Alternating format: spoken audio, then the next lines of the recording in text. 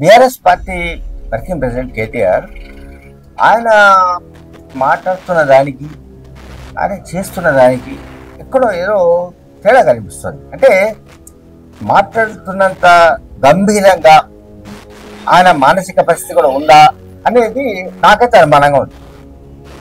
ఎందుకంటే ఇంట్లో ఆయన ఉన్నప్పుడు రీసెంట్గా ఒక ఫెస్టివల్ సందర్భంగా కమాన్ పంపించు అని ముఖ్యమంత్రిని అనడం, ముఖ్యమంత్రి రేవంత్ రెడ్డి పుట్టినరోజు సందర్భంగా, సారీ నాట్ ఫెస్టివల్, ముఖ్యమంత్రి రేవంత్ రెడ్డి పుట్టిన సందర్భంగా ఆయనకు శుభాకాంక్షలు చెప్తూనే, చలో ఏసీబీని పంపిస్తాను కదా, నువ్వు పంపించు, నేను ఇంట్లో ఉన్నాను, నేను ఏసీబీ టీంకు నేను బిస్కెట్ అవి కూడా ఇస్తాను, టీ తాగిస్తాను అన్నాడు.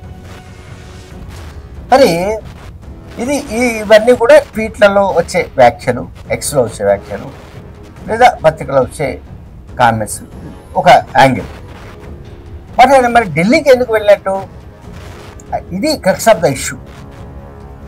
ఆయన కనుక అదే మనోధైర్యం ఉంటే, రైట్, ఓకే, ఏసీబీ వచ్చినా, మరొక ఇన్వెస్టిగేషన్ ఏజెన్సీ వచ్చినా నేను జైలుకు పోవడానికి సిద్ధమే అని చెప్తున్నప్పుడు దానికి సిద్ధంగా ఉండాలి.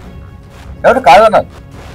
తెలంగాణ ప్రజల కోసం చావు నోట్లకు పోయించిన వాళ్ళు, చావుకు తెగించి పోరాడిన వాళ్ళు కనుక మీకు భయం ఉండాల్సిన అవసరం లేదు. Whether it is KCR or Harish or KTR, ఎవరు. మరి మీరు ఇవన్నీ మాట్లాడి ఎప్పుడైతే ఫార్ములా ఈ రేసింగ్కి సంబంధించిన కేసు ఇన్వెస్టిగేషన్ సంబంధించి గవర్నర్కు రేవంత్ రెడ్డి ప్రభుత్వం లేఖ రాసిందో, పర్మిషన్ ఇవ్వండి ఏసీబీ ఎంక్వైరీ చేస్తుందని లేఖ రాశారు, ఆ వెంటనే కేటీఆర్ హుటాహుటిన ఢిల్లీకి వెళ్లాల్సిన అవసరం ఏమిటంటే సహజంగానే ఒక ప్రశ్న వస్తుంది. ఆయనకు ఢిల్లీలో వాళ్ళ ప్రభుత్వమే లేదు, బీఆర్ఎస్ ప్రభుత్వం లేదు, బీజేపీ ప్రభుత్వం ఉంది. అంటే బీజేపీ ప్రభుత్వాన్ని ఇన్ఫ్లుయెన్స్ చేసి తనపైన విచారణ జరగకుండా, తనను జైల్లో పారేయకుండా ఒక ప్రయత్నం మాత్రం గట్టిగా ఆయన చేస్తున్నట్టుగా మనకైతే కనబడుతుంది. మనందరికీ తెలుసు జైలు జీవితం ఎట్లా ఉంటుంది ఏమిటనేది. జైలు జీవితం అనుభవించిన వాళ్ళకి తెలుసు, అందరికంటే జైలు జీవితం అనుభవించిన వాళ్ళకి తెలుసు, మనకు కాదు. దాదాపు 14 నెలలకు పైగా జైల్లో ఉండి వచ్చిన జగన్మోహన్ రెడ్డి లాంటి, అంటే ఆంధ్రప్రదేశ్ మాజీ ముఖ్యమంత్రి జగన్ లాంటి వ్యక్తే జైలు వంటి జీవితాన్ని ఎవరు ఎప్పుడు కోరుకోకూడదని అన్నాడు. ఒక దశలో అది మాట్లాడుతున్నప్పుడు భావోద్వేగంతో కంట తడి కూడా పెట్టుకోవడానికి జగన్ ప్రయత్నించారు. అంటే రేవంత్ రెడ్డి ఆ మాట చెప్పకపోవచ్చు, బట్ రేవంత్ రెడ్డి కూడా అనుభవించాడు. ఆ క్షోభ రేవంత్ రెడ్డి కూడా తెలుసు. ఆయన ఓటుకు 2 కేసులు కావచ్చు, లేకుంటే జనవాడ ఫామ్ హౌస్ పైన డ్రోన్ ఎగరేసినందుకు కేసు కావచ్చు, వివిధ రకాల కేసులు ఆయన జైలుకు వెళ్ళాడు, అనుభవం ఉంది, బయటకు వచ్చాడు. ఇప్పుడు వీళ్ళు అంటే కేటీఆర్ కానీ, హరీష్ కానీ, కేసీఆర్ కానీ, ఆ పార్టీకి సంబంధించిన ఎవరైతే పాపులర్ లీడర్స్ ఉన్నారో వాళ్ళు జైల్లో గడిపిన చరిత్ర అయితే నాకైతే తెలియదు.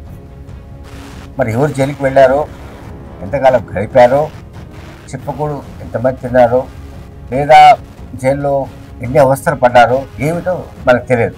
వాళ్ళు మాత్రం చెప్తుంటారు, మేము జైలుకి వెళ్ళాము, జైళ్ళలో గడిపాము, లేకపోతే మేము అనేక కేసులు ఎదుర్కొన్నాము, మేము రాజశేఖర్తో పోరాడాము, మేము కిరణ్ కుమార్తో పోరాడాము, అసలు మాకు పోరాటం అంటే భయమే లేదు అని మాట్లాడే వాళ్ళు అదే ధైర్యంతో ఉండాలి.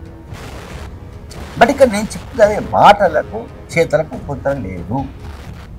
హైదరాబాద్లో ఉండి ఏదో చేసుకోండి పీక్కోండి అన్న వ్యక్తి ఢిల్లీకి హుటాహుటిన వెళ్ళి అక్కడ తనకు తెలిసిన లేదా తన తండ్రి కేసీఆర్కు ఉన్న లాబింగ్ ద్వారా బీజేపీ నాయకులతో లాబింగ్ చేశారా లేదా, తన ఇన్వెస్టిగేషన్కు అనుమతి ఇవ్వకుండా గవర్నర్కు ఆదేశాలు ఇవ్వవలసిందిగా బీజేపీ కేంద్ర నాయకత్వాన్ని కోరారా లేదా అన్నది కేటీఆర్ స్వయంగా చెప్పాల్సి ఉంది.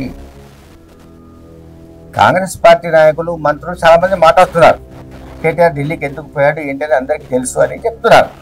పొంగులేటి శ్రీనివాసరెడ్డి మంత్రి కూడా చెప్పాడు, ముఖ్యమంత్రి రేవంత్ రెడ్డి కూడా చెప్పాడు. అంటే పక్కాగా వీళ్ళందరికీ ఇన్ఫర్మేషన్ ఉంది.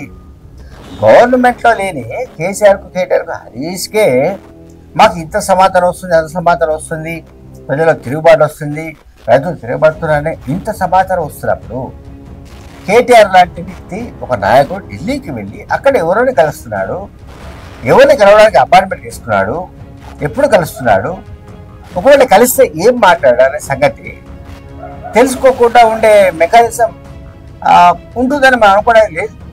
తెలంగాణ ప్రభుత్వానికి,